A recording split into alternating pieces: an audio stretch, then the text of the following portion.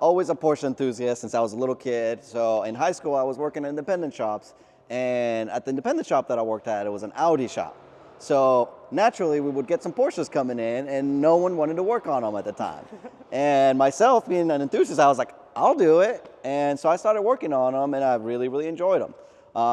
Fast forward a little bit, I went to school, and then I took a specific Porsche training in Atlanta. So I went to, it's called a Porsche apprenticeship program. So I spent about 6 months, almost 9 months in Atlanta doing that. After that, I got a job at Beverly Hills Porsche. There was a couple of places that I could have gone, but it just sounded cool to, go to Beverly Hills and work on Stars cars. So I went and did that for about 4 or 5 years. Really cool experience there. I got accelerated learning because of just the sheer amount of Porsches that come through Beverly Hills. I mean, it's insane, the amount of cars, and the rare cars that would come through is just, it was an everyday thing. So after that, I was like, I really like this racing thing, so I want to go work on race cars. So I went and joined a couple of race teams in LA. Did that for about three and a half years when I started realizing, hey, not only do I like racing, but I also want to drive myself. And if I'm working as a race crew, I never get to spend any time driving myself. So I was like, all right, let's reset. I came to Dallas to visit my sister for her graduation, and I was like, I'm going to go talk to Park Place, see if they'll give me a job. So I walked in there, they gave me a job. I'm a gold certified tech at the time. So I worked there for 4 years I worked there. But as I was working there, I was spending time at the racetrack, getting to meet all y'all and stuff like that. So people were starting to call me for services instead of calling the dealership directly. So that kind of got me thinking, well, maybe I should do my own thing. So I decided to open my own shop. That was about 2.5 years ago. And we essentially just rented a storage unit, right? And started working out of a storage unit. And then we grew it from there to a slightly bigger storage unit. And then from that, we went to an actual shop. And from there, I kept referring work to Kirk, which is the detailing guy that we talked about earlier. And I kept referring work to him, and he kept referring work back to me until he eventually came up to me and was like, hey, me and this other guy, Daniel, we're starting a collective, and we want Porsche service. And so that's kind of how this all started. We met together, we figured it all out, and then so I moved my shop into here. So he was formerly Safe Place Auto, if you've heard that name. That's still Silvio, and we merged in to join the S Collective. Exactly. So that's kind of how we all came about now. So training-wise, so I've gone through most of the Porsche training. I am gold certified. I am Taycan certified. I'm a high voltage expert, I believe what the certification is called. So I'm allowed to open batteries. 918 certified as well, and I've taken most of the GT classes as well. When I was at Park Place, again, I've always had this fascination for GT cars. They were always my favorite cars, so I naturally would always ask to work on them, and slowly but surely, when they're giving me more and more GT cars. By the time I was at Park Place, I did 90% of GT work. Anything that was GT work or aftermarket or track oriented, I was doing it at Park Place, and that's kind of where this kind of all jumped off to do my own thing. So that's kind of a little bit of the background of me, right? What's next? So tell me about the services you provide here at S Collective. All right, so services that we provide here. So, I am still a Porsche trained technician, so I still work on the cars, and then I have my two guys, CJ, which is a rock star of a guy. He does all my track support as well, and does most of the Porsche work. And then we got Josh. In the back. Back there, yeah, Josh back there. And Josh has got more experience with Ferrari stuff because he's been working with Cody before, and he's also our fabricator. I wouldn't say that we're a full fab shop, but if you need a couple brackets made, or if we need to add a bar to your cage or anything like that, we can handle any of that. I wouldn't say we can build a full cage, so we cannot do that. So that's kind of the services. So we work from everything from your street car, Macan, Cayenne, 911, all the way to GT2 RS Club Sports and GT4 Club Sports. So we do everything in between. We also service other brand cars. I generally say if it's cool, we'll work on it. I think last week we had a couple of GR Corollas. I think they're pretty cool, so we work on those as well. And then what else? Am I missing anything from our services? No. We're going to talk about the cars here, but... Yeah, I guess the last thing I'll say is we do have all Porsche factory equipment. So we have a PWIS 2, 3, and 4. So we have all the factory tooling. So we can handle almost anything that's Porsche related. I know my business partner was making fun of me at the air cools. We do work on air cools. As you can see, there's an air cooled right out there. I am just not the master of air cools that I would say. We can service air cooled, we can do light stuff to it. I wouldn't get myself into rebuilding a motor or rewiring a whole car. Anything else we can do valve jobs, we can do spark plugs and all little maintenance items like that, suspension work as well. I would say my forte is always, go ahead. Whose software are you using for diagnostics? Porsche OEM, so PWIS. So it's a factory diagnostic. So we actually have the OEM diagnostics, and then we also utilize 2 aftermarket ones that sometimes seem to have a little more power than the PWIS. The PWIS being the factory one. The PWIS being the factory one sometimes is restrained to some factory things. With some of the aftermarket ones, we can go in and code a couple of things that you're not able to do with the PWIS. I don't know if you guys were all aware, but on 981, 991, your coolant temperature sensors are not meant to tell you the correct temperature at all times. Once you reach 188, and 188 water temperature is going to display 194 on your dash all the way until 215. The reason the Porsche does that is because they want the temperature to be steady. So they keep it at 194, so that gauge is not going to be very accurate in that window. So with an aftermarket tool, we can go in there and program it and tell it to actually read the exact temperature. Now, the only downside of that is that you are going to see some fluctuations on the temperature, right? As you're driving the car harder, you're going to see closer to 210. You know, if you're cruising on the highway and it's a cool day, you'll see temperatures of 180, 190. So those are the little things that we can do, just little tricks that we figure out with the cars, you know, especially for some of the track people. We want to know what our temperature is at all times. So that's kind of a little bit into the diagnostic part of it. Anything else that you cover? I think that's cool. That's a lot well, of it. so because I love Porsche so much and I love talking about GT cars, I have gathered a few GT generations here. We weren't able to get all of the GT generations. Well, some of them, .1 versus .2. exact. So we're missing 997.2. We're missing 991.1. But I figured it'd still be a good way to show about it. So my goal for today is just to talk about the differences of the cars. And if y'all have any questions, I'm going to be happy to answer them. I do call myself the useless Porsche encyclopedia, so I do have a lot of random, very, very, very random knowledge about these cars. So let's start. Off the 996. Yeah. So 996, it was introduced in 1999 in Europe. And Porsche started it because they were wanting to leave GT2 racing.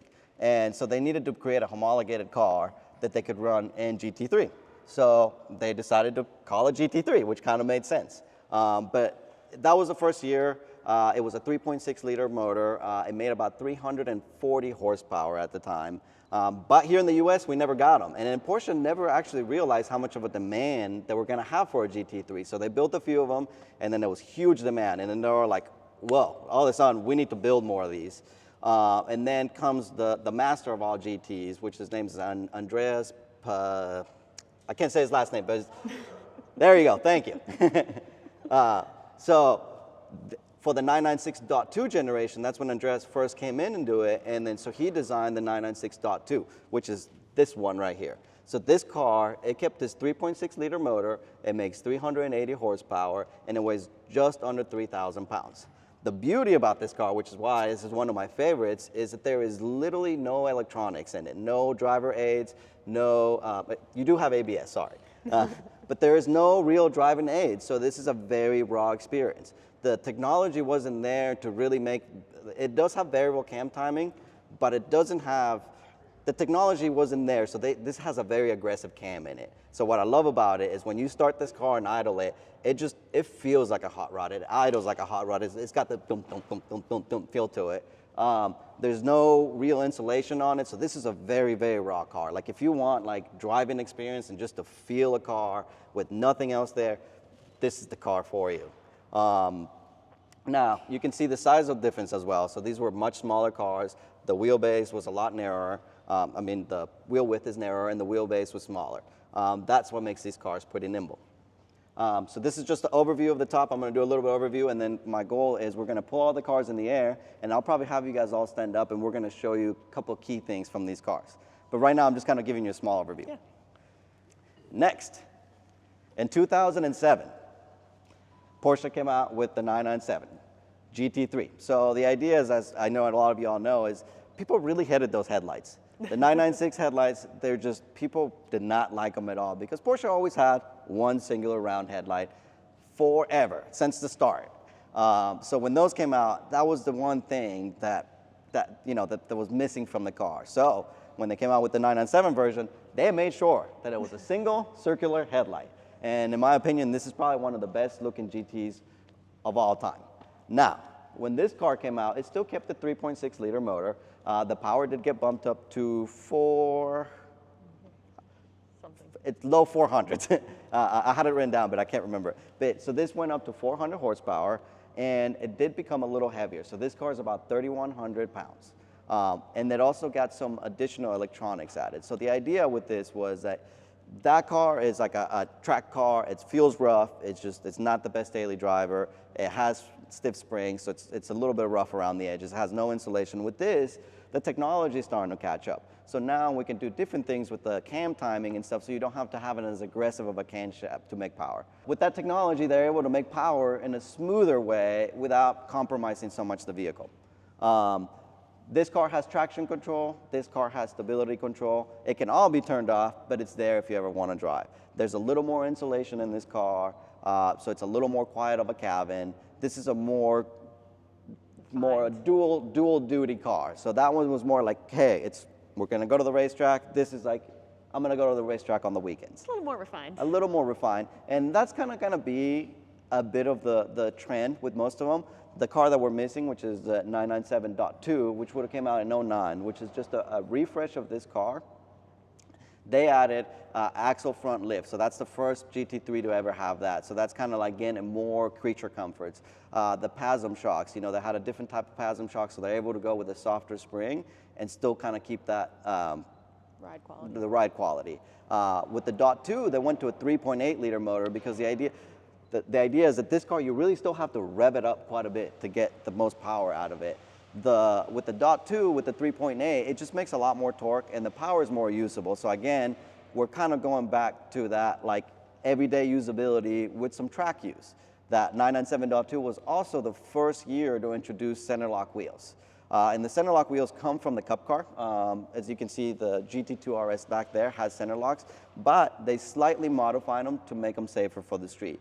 The race cars have the center lock that's on the race cars. There's no lock to hold it in place necessarily, while the street car has a little spring inside of it with a lock, so therefore it's just more streetable. There's no chances of it spinning back or anything like that. On a race car, it's not as much of a concern because every time the car comes off track, you're checking everything out. With the street car center lock, the idea is like you can put it on, you don't have to worry about 10,000 miles, in the time that you're wearing your tires or that stuff. So yeah, so this car is also manual. I guess that's the other thing. So manual only. And then in 2014, they came out with the 991.1 GT3. And that year was the biggest changes that we've ever had to a GT3. As y'all can see, the sizing is very similar. And this is still a steel body car. They grew a little bit. You can kind of still see the differences, the similarities. I mean, now when we went to 991, Porsche wanted to take everything to the next generation. So all the bodies became aluminum bodies with some reinforcements, obviously. And they went away from the Metzger motor, which I guess I should have talked about while we were talking with these two. But the Metzger motor is a motor derived from the GT1 race car. The part numbers on the cases are even, they'll say 964 on them. So it is literally you can say it's an evolution of the air-cooled motor. So that's what's in these two cars. When they went to 991, Porsche wanted, making that kind of power out of these cars is pretty difficult. So when we got to the 3.8 liter motor, it was already 450 horsepower. They did make a special edition 4 liter GT3 in 2012, and that had 500 horsepower. But the thing with that 500 horsepower Metzger motor, they had so much stuff that it was literally out of the race car that Porsche didn't think it was reliable enough for street life. Essentially, that motor is meant to be ran 50 hours and then gets pulled off and refreshed. But that's the motor that they put on the street car, but that's a very limited number of cars. So when they went to the 991, they're like, okay, well, how can we make 500 horsepower and not have a 50-hour motor, right? So then they had to go back to scratch. They literally got rid of the Metzger and they started from scratch. And they built a motor from the bottom up, and they built a 3.8 liter dry sump, 500 horsepower, 9,000 RPM redline. So that was like the big selling point of the car. It's like, look, we can go to 9,000 RPM now. But those cars did have a few issues being a brand new motor, so they did have to do some recalls on the motors, and then there was a couple motor changes to now where even now whenever you're purchasing a 991, there's always a question of like what motor is in it. There's different codes for the motors, G being the newest motor, and that motor is the one that's supposed to be the most reliable, and then all the kinks have been worked out of. So that production went from 2014, 2015. And then 2016, they made the RS, but we're not talking about RSs today. So they made the RS in 2016, and then they took a pause. And in 2018, they came out with the Dot 2. The biggest changes with the Dot 2 is manual transmission became available again. So 991.1, PDK only. And everybody was up in arms about that. They're like, this is BS. We've always had manual GT3s, and now you've taken the manual away from us, and now we only have PDK. Well, Andreas is going, but it's faster. It's going to be faster around the racetrack, but who cares? We want to have fun. We're not race car drivers. So that was the biggest complaint, right, for the 991. So when 991.2 came out, our beloved manual transmission is back. But now you get the option. You get to choose PDK or manual. And they also made big improvements to the motor. They actually redesigned the head altogether, so it's the difference between the 3.8 and the 4 liter is quite vast. There's a lot of differences in it, but now they nailed it. It's 500 horsepower, super reliable, 9,000 RPM motor. It is a work of art. Like it is literally everything a hot rodder could ever want on their motor. They thought about it and they did it. Titanium rods, all the oil pumps needed to get the oil where it needs to be. It is truly a work of art, to the point where Porsche always used Metzger motors on their Cup cars. Even the 991 Cup car, if you bought a Cup car, the race car, you would get this guy's motor, not the one that you would get on the street car. So in 2018, when this car came out, Porsche finally was like, this is the baddest motor we have. We can put this in the Cup car now. So this is the same motor that goes into the 991.2 Cup car, and it's also the same motor that goes into the GT4 RS. So they are putting this motor in a lot of things. So that's kind of the biggest key factors of that. And then we came out with 992. So wait, you didn't tell me the weight of this one. Oh, sorry.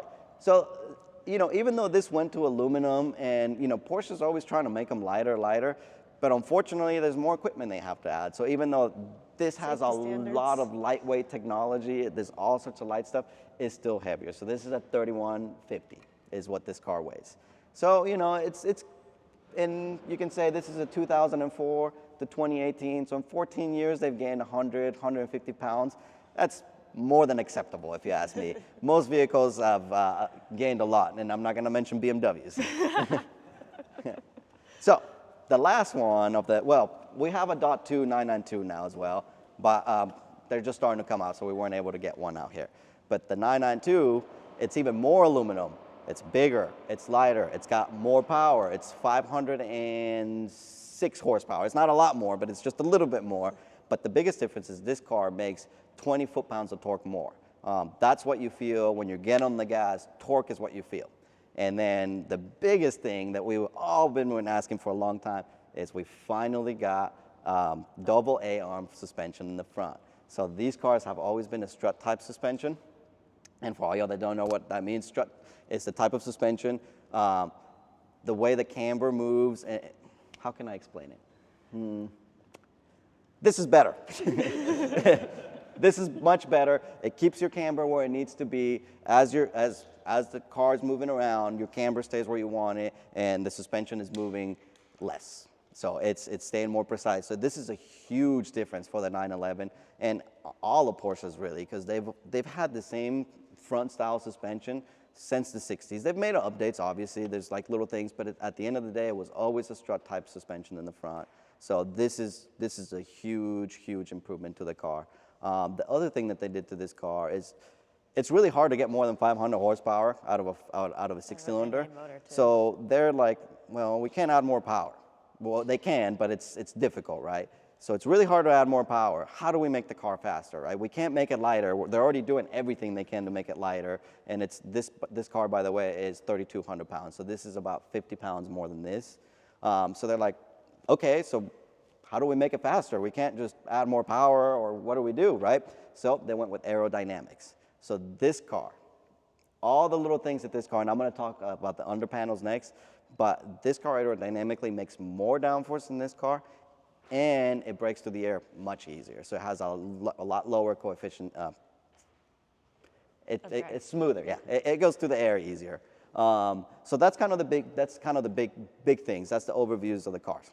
I'm gonna put these up in the air. Yeah, let's put them in the air. Yeah, CJ, there you go. He's going up in the air. He was already set, you know.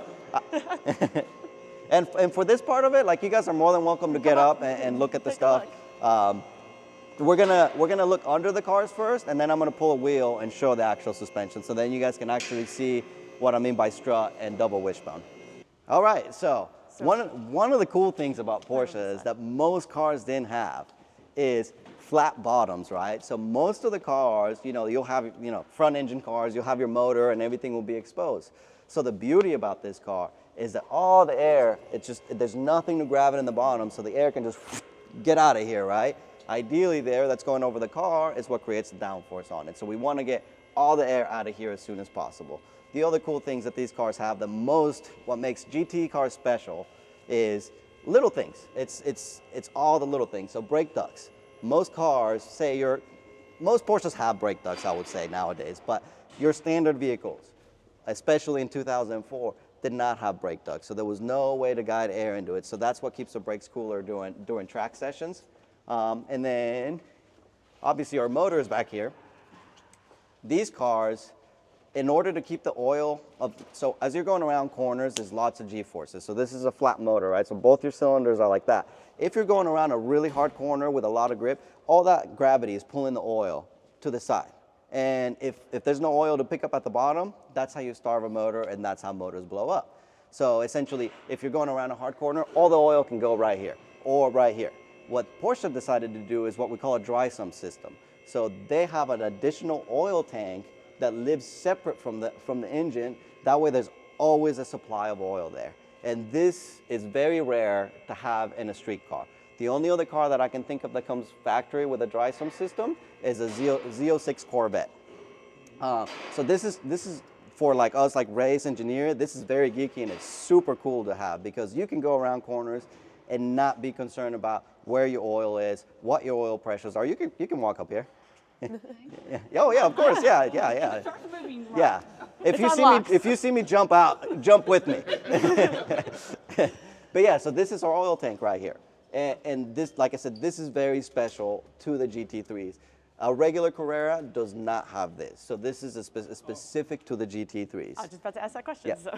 So Carreras, they'll have an oil pan here, and this is where all your oil lives. Which what can happen is, again, if you're going around a hard corner and all the oil's in this head, and then your pickup's over here, and then all the oil's rushed over here, that could be catastrophic on a racetrack.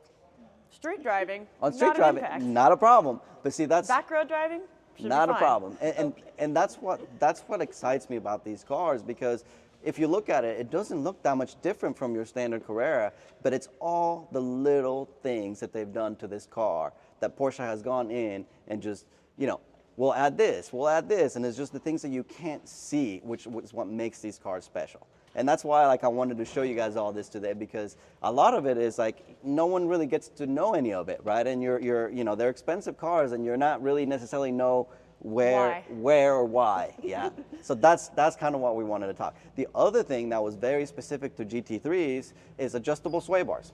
So as you see, there's little holes here, right? So as you move these in, so this bar, it goes across and it holds the suspension. When you're going around a corner, that bar it holds the car from rolling over. And so the idea is to keep it flatter. Controls weight transfer. It helps with weight transfer, yes. So the idea is, as you move these holes and you get closer to it, it makes this bar stiffer, or you can make it softer. So it's just that if you get here, there's less angle, so then you have more leverage, less leverage. Sorry. And that's on all 911s? All GT3s only, exactly, yes. So 911s will have they'll have a sway bar, but it will not have the additional holes. Yes. So that's one of the other special things about this car. What's cool though is a lot of these are retrofittable to non-GT cars, depending on the part. It's and all Porsches are like Legos. So that's like one of the things that we love doing is we love going into the race car manuals, race car part catalogs, and seeing what race car parts we can get for street cars that have been designed by Porsche. They've been tested through racetrack use. So we love putting motorsport parts on street cars because they have been proven, they always fit really well, and you don't have to worry about the quality of aftermarket stuff. So that anytime we can opt for a factory, you know, either on a GT3 part for a non-GT3 or say a motorsport cup car part for a GT3, that's what we aim for because it's the best way of doing it. Yeah, excellent. So I think he's got the other car up in the air, and then so take a look at like these under panels, right? So you still see a lot of exposed. And then you'll see the differences in between the 997 now because we're going to have a lot more coverage. This one was 415. 415, Well, I go a yes. little higher, CJ. Lids and doors. That's correct. From the just like the turbo, right? Say, do you want to show them the suspension differences? Let's before just we do. go all Let's, the way We'll out? just go let's around. go all the way up. All the way up first. He's coming off. Underside first. He's already almost off with the Oh, wheel. that's fast.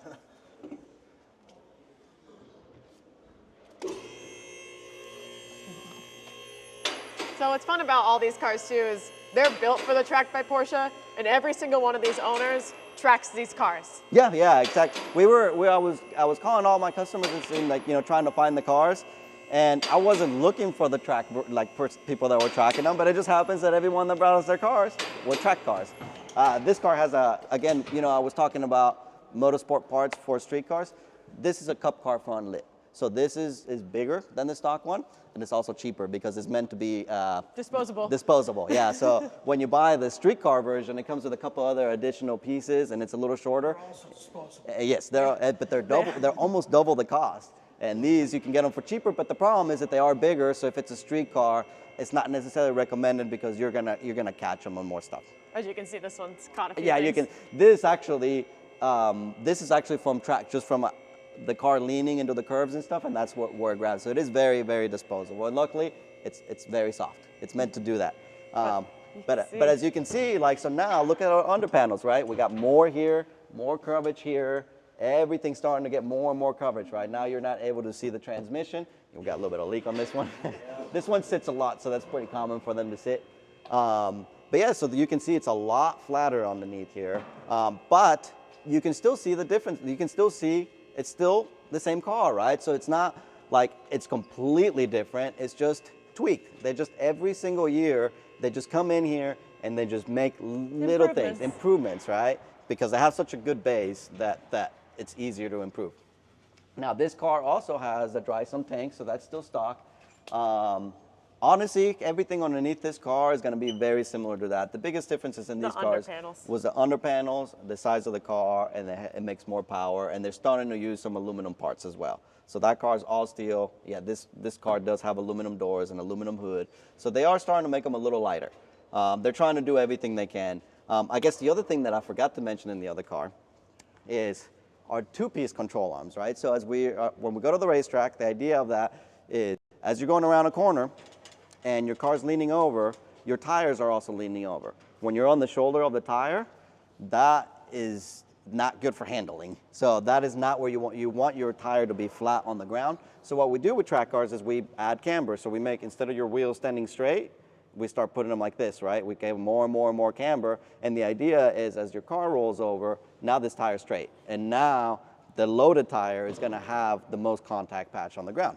So these cars come with two-piece lower control arms. And Gavin, if you get a little closer with the light here. What this is there's an inner piece and an outer piece. And you can separate it and you can add shims to it. And by adding shims to it, you can make the bottoms of the tires wider, which moves them out, and that gives you more camber. This is very rare to have. Only GT cars come with them, but the good thing about them is that they're so useful that anybody that goes to the track, most of the time, we install two-piece lower control arm. So this is a very, very, very common modification for Porsches. You've also got bucks in here. Yeah, this one's got some aftermarket stuff on them already as well, but that's one of the big ticket items, right? So with these cars, is you're able to adjust camber, you're able to adjust your sway bar. So these are all little things that you would generally only have on a race car, and that's what makes these cars special. That you're starting to have all these little things that you would have to modify.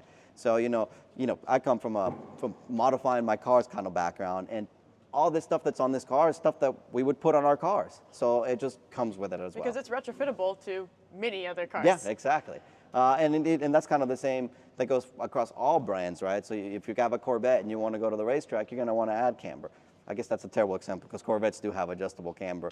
But say certain BMWs, right? You want to go to the racetrack, they don't have a lot of camber, so you have to add parts to be able to do this stuff. They don't have adjustable sway bars, so you have to add the adjustable sway bars, and all these things to just make your life more pleasant on track. And again, a lot of the things that I'm talking about on these cars today are track related, because that's kind of the idea that Porsche had behind these, right? There's some road ongoing stuff to make it streetable, but it was mostly the idea is to make a streetable track car. All right, so we can go to this guy now, all aluminum car. And again, lots of bigger panels. lots of flat paneling, and now we're starting to use a little more underside downforces, right? So we're starting to get, although we added these, yeah. But generally, this is also a factory Porsche part. So now we're starting to really do things with the air underneath the car. Before it was just like, get out of there, right? Now we're starting to move the air around to create more downforce. This allows the air to come out of the tire. It gets rid of some pressure, which allows the nose to have a little more downforce.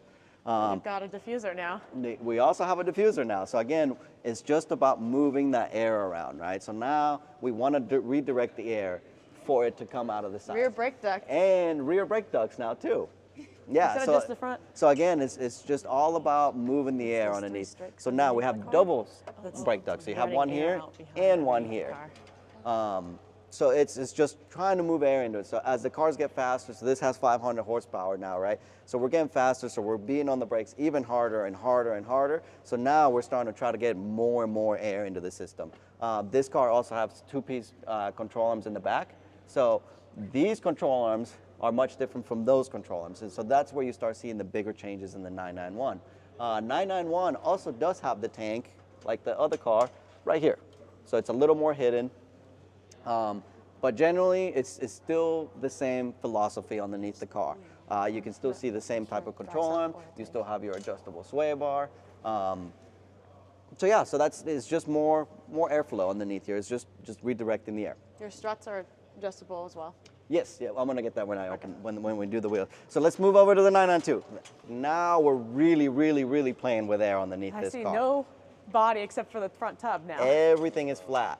All these little air guides here are helping us get the air out of underneath the car to create Significantly more pieces. exactly more pieces all the way around. We have these flaps right here. These are adjustable. If I bring these down, it actually creates a pocket here, which creates less downforce. If we move them up, if we get the air to move up here, it gives us more downforce. This car is tracked, so they are moved all the All way the way up. Yeah, we want all the downforce on this car that we can. But yes, you can start seeing all the movement to the point where this under panel here, you can see this little air guide here. This is to move the air down the center because we want to feed this guy. If Which we is get much bigger than the diffuser on the 991. much bigger. So if we get air here, this air is going to get redirected up, and when you redirect that air up, it sucks the car down. So that creates more and more downforce. But you can see that there's just a lot more going on this underbody compared to like thinking of the 996, right? It's just there's ducts everywhere, there's guides everywhere. The 996, they're like, we're gonna put some flat panels on it and we're good to go, right? But those are the things that they do, and they constantly tweak these things, and they're constantly adding little things here and there to make them better. All right, so I'm gonna move you guys just back right to that here. one, and we're gonna look at some wheels in suspension. Suspension, just right here. Yeah, I guess, yeah, there you go, this works. The suspension on It's that right one here and here, is so you're very good. similar, yeah. So when I meant strut tower, right? When I meant strut, so if you come to the side, you can see you have your upright and the strut. So this strut Going all the way up. going all the way up is what actually is taking a lot of the forces, right? So you have 2 points here. You have one lower one here to the body and one upper one. So that's it, right? One lower, one upper, and that's all you have. And as this is moving up and down, it's changing the way the wheel is going up. On this car, you can see they've added this additional control arm up here. So this is the big, big, big deal with this car, is this control arm right there. And that's what makes it a double A-arm suspension. So we have one A-arm down here, one A-arm at the top, and now strut's independent. the strut in the center is just a shock. Now it's just there to control the spring, and the spring's there to control our ride height. So that's what makes it so special to have this. And all the enthusiasts have been asking for this for years and years, but Porsche always said it's a packaging deal. So this has always been a problem because generally they're pretty bulky and they require a longer strut, so it means that the strut towers end up being higher. And Porsche's like, well, we gotta have our body lines can't change. So they finally were able to figure how to package this small enough to make it fit under the body. And the other thing that really helps too is that the car's gotten bigger. There's no doubt about it, right? So the car's gotten bigger, so then they can start doing these things. But this is a huge, I would say it's probably one of the biggest differences in between all of these cars is this front suspension. Does that complicate alignment? It does complicate alignment a little bit. But the differences with these is on the strut car, the way the dynamics work on that vehicle, you need a lot of camber because it has more flex to it. On this, the way the wheel moves up and down, it moves up and down straight. So in that car, when it moves up in an angle, right? So you got the lower one, so it swings, right? With this, they're both moving up and down, so your upright is Dynamic it's camber is- moving straighter up and down, so we don't need to have as much camber. Say if we were going for a full race prep on that car, so I'll start with, so a regular street 911 has about 0.5 to 0.9 degrees of camber. That car, if we were going full like race car, we want to give it the most we have, we will go with 4.2 degrees of camber to 4.5 degrees of camber. On this car, you can do the same that car can do with 3 degrees of camber. Now, if you still, there is, if we add more downforce and stuff, we would probably have to add more and more camber. So negative camber, yes, negative camber. We always do negative camber on everything else. Yeah, so those are kind of the main differences. And that's one of the services we provide, when it comes to driving your car, either on the racetrack or on the street. If you're doing driving tours, or you're going to the racetrack, Silvio talks to every customer. And that's kind of the difference is, hey, what are you doing with your car? How are Yes. you driving it?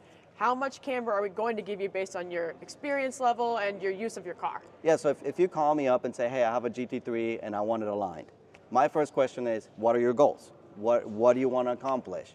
And if it is, well, I've never been to the racetrack, I'm going to try this out for the first time, then I would set my alignment for that. If someone's like, well, I'm getting a lot of understeer on this corner, and I'm looking at this, and I've been tracking this much time, I go, okay, I know what to do with the car. I guess that's the biggest advantage of having a driver that does the work on it as well, because I understand what the car is supposed to feel like. So, if you give me feedback like, hey, I just don't like the way my car's feeling on this corner, I can go, oh, well, I can do something for it. That's why we have all the adjustable sway bars, the adjustable shocks. I guess that's the one piece of thing that I forgot to mention on the shocks. Let's see. 991? On the 991. Actually, we probably need to get one lower. Here, sorry. I'll get a... Here, I'm going to lower this one. 997? All right.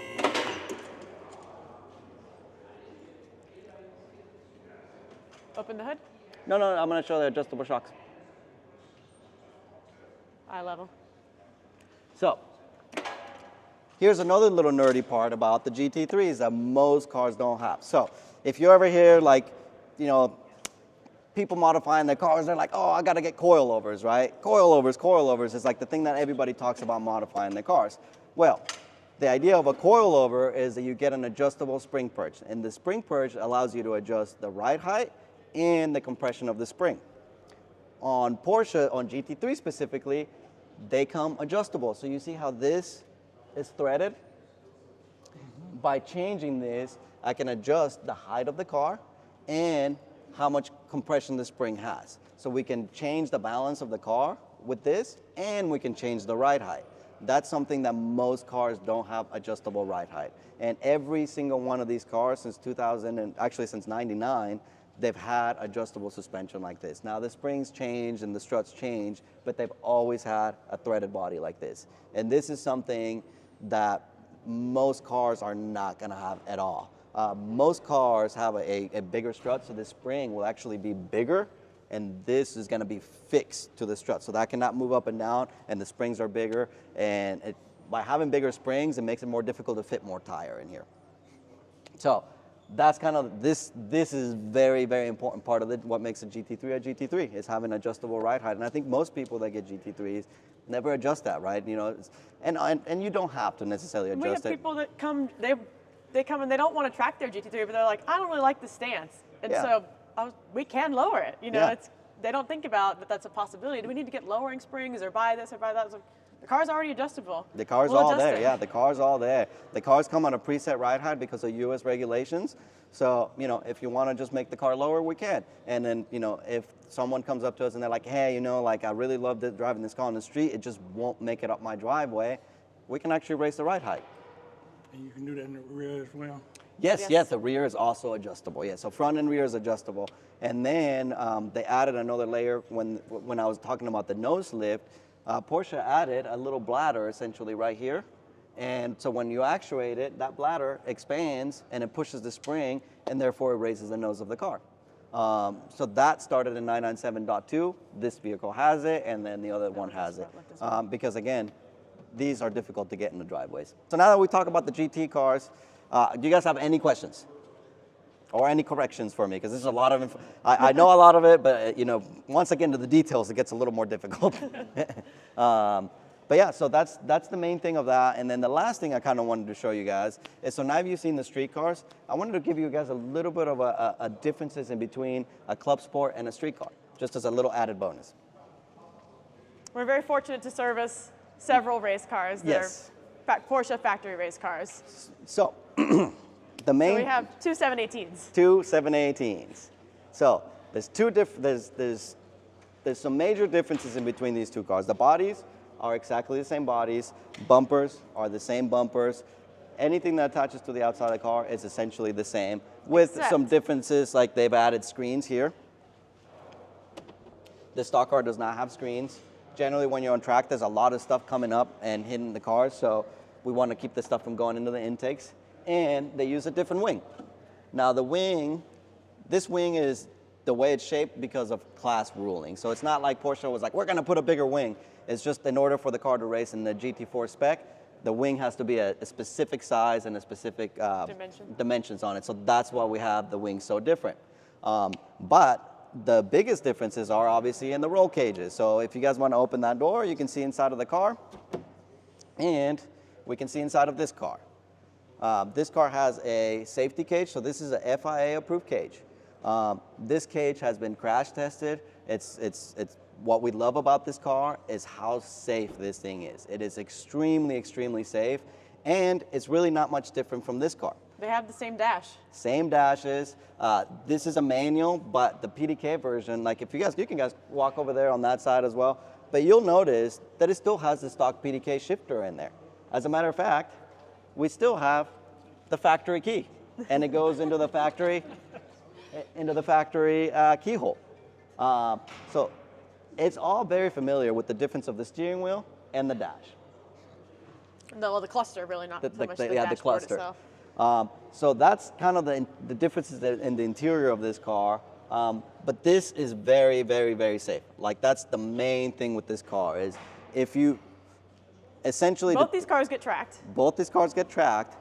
We have a harness bar and seats. And the consumables are very similar to these. So like whatever you're using on track is very, very similar, with the exception that you have a cage in this car. These cars do not get devalued if you track them. So They're meant for it. They're meant for it. These cars do not lose their value if they crash either. They've all been crashed. All the race cars have it. Most of them get crashed. They all get fixed, but it doesn't affect the value of it because Yeah, it's it is organic meant to carbon be fiber. So done this with whole that. door is actually a carbon These fiber.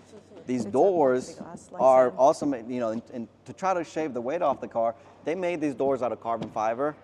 So this is all carbon fiber. And Lexan windows. And Lexan windows. So this is about a 70-pound difference in between the stock door and this door.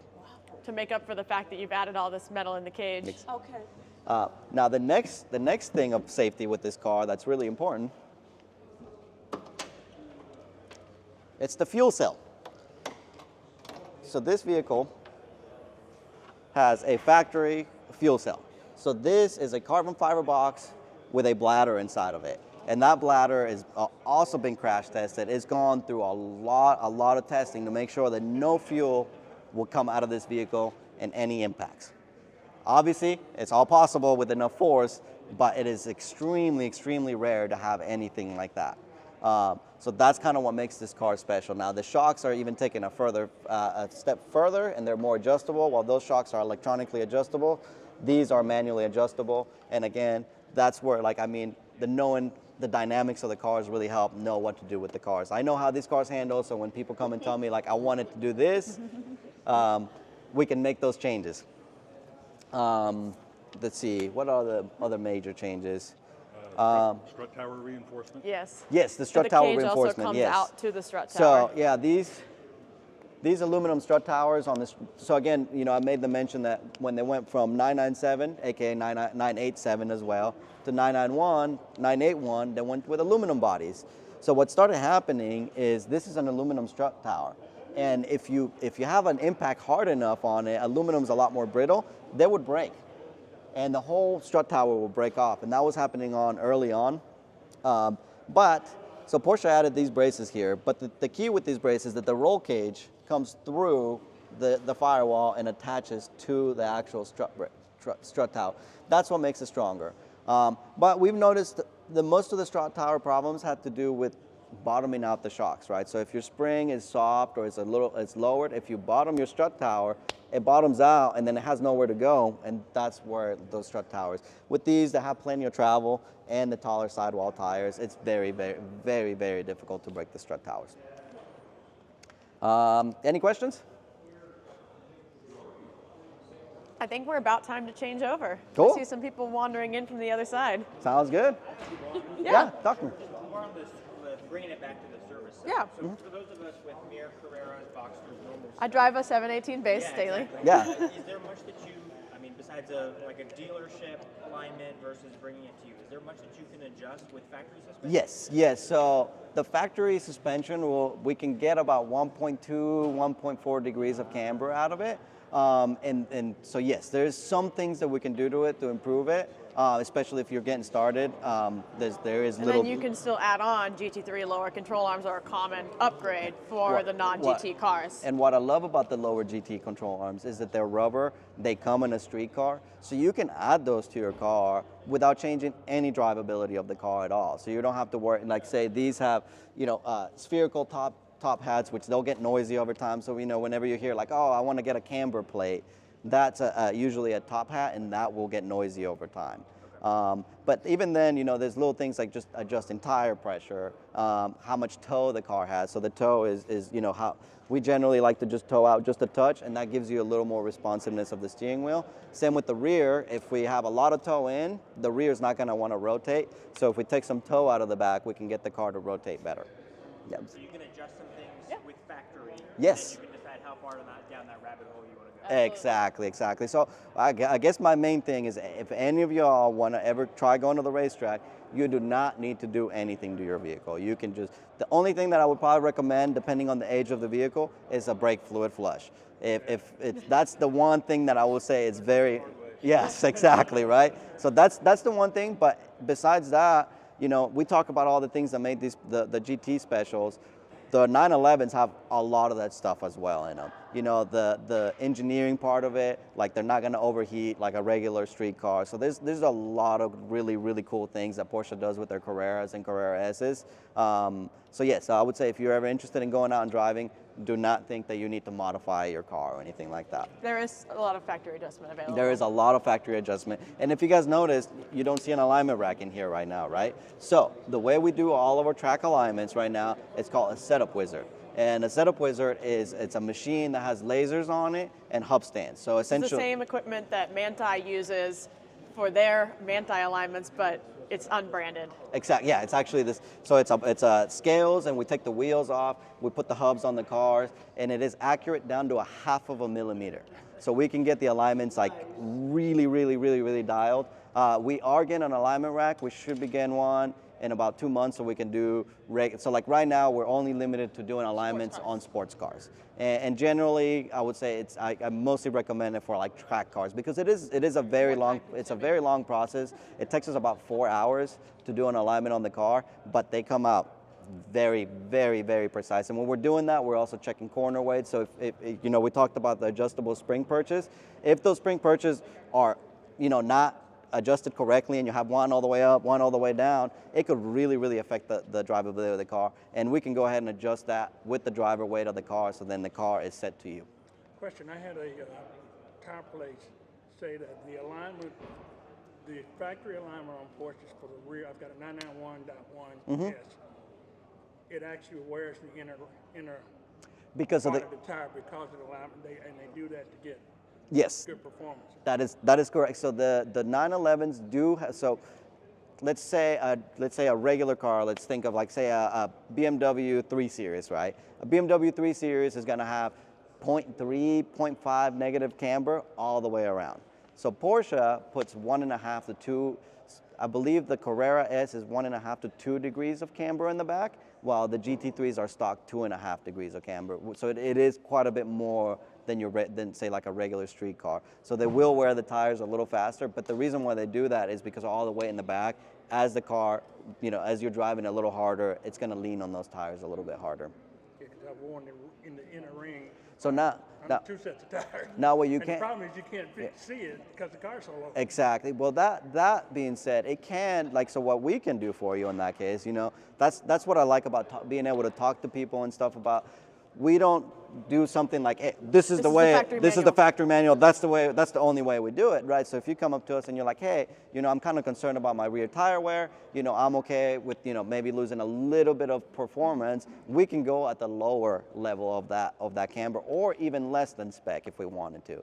But, you know, the spec has a range, is usually about 1/2 degree of range, so we can set it to the lowest range. The problem with a lot of the tire shops and alignment shops is that their technicians are just trained to set the thing on green, right? So you put it on the alignment rack, and the alignment rack gives you a graph. You go to the middle, and that's good. That's it, right? So a lot of the times you'll be like, so what? If you ask them, what does that do to the car? They're gonna have no idea. They just know it's green, it's good. So that's what we try to like. That's where I think we differ from it, because when we're doing a change to the alignment, we know what it's gonna do to the car, and therefore we can have better. Yeah. Okay. Cool. Shall we? I was going to ask you, like on the 992 Touring, Mm-hmm. do you know what the difference is in the engine and suspension difference? So the engine is the same. The only difference in between the Touring is going to be the springs. So they use softer springs on it, and they use different bump stops on it, because the softer springs are going to compress a little bit more. So they make the bump stops just a little bit shorter. That way you're not bottoming out. Yeah. Yep. On just GT cars going to the track, any thoughts on caster? Or So caster is non-adjustable on the GT cars. What generally ends up happening is as you add more camber to the lower control arms, it actually adds caster to the car. So there is a point where you end up with too much caster, and then we do have to. So if you noticed on that car, it had the aftermarket pucks in them, and that's how we dial some of that caster back out of it. Generally, a lot of caster is good. It gives you more of a precise feeling in the steering wheel, and it allows the steering wheel to return to center a little bit faster. But there is also, there's also too much. And then what ends up happening, if you end up with too much camber, you start rubbing the front of the fender liners. if you have more caster, is it a little lazier to turn in? It should be a little sharper, actually. Yeah. It should be just a touch sharper. So the idea is with some high caster and a touch of toe out, that steering wheel should be very, very precise. Yeah, of course. Anybody else? On the 996, you said this thing had less insulation, sound insulation. Yeah, Yeah. yeah. Does that apply across the board? GTs only. So the G, but I've got a, but I would say, but it's loud. yeah, I would say that the 996 has less insulation than a 997, but the GT3 that took even more out of it. So it is a loud car inside. I mean, it's you. We'll start them at the end and you'll hear it, but it's loud in there. So can you put the dry sump on a Carrera 996? No, not unless you do a complete motor swap. Yeah. So for the Carreras, what you do is that they do make aftermarket Oil pans. oil pans that have more baffling in them, and then that can help with that. That's the biggest thing that we've done for the Carreras, because unfortunately there's not much you can do. But it's still with the right baffles and the right oil on the car and the right amount of oil in the car, you should be pretty safe.